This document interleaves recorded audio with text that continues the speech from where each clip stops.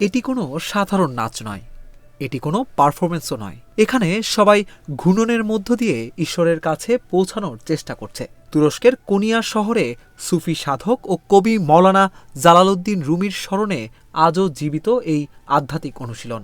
দরবেশদের এই অনুশীলনের নাম শেমা।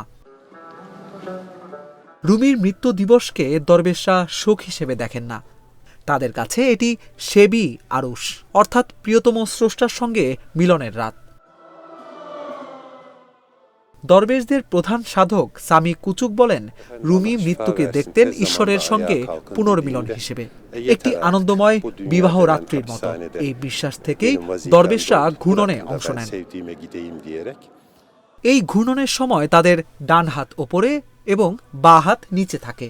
এর অর্থ ঈশ্বরের কাছ থেকে যা আসে তা নিজের কাছে না রেখে পুরো মানবজাতির মাঝে বিলিয়ে দেওয়া। দরবেশদের প্রতিটি পোশাকই এক একটি দর্শন বহন করে। সাদা লম্বা পোশাক তেন্নুরে শুদ্ধতা ও কাফনের প্রতীক, যা দরবেশকে প্রতিনিয়ত মৃত্যুর কথা স্মরণ করিয়ে দেয়। এর ওপরে থাকা কালো আলখেল্লা মানুষের অহংকারের প্রতীক।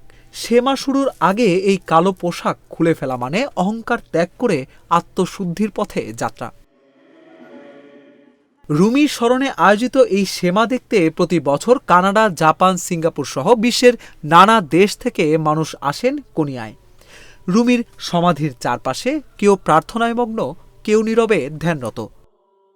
পাকিস্তান থেকে আসা এই দর্শনার্থী বলেন, এই সময়টা আমার হৃদয়কে পরিষ্কার করে দেয়, আলো ও শক্তিতে ভরিয়ে তোলে।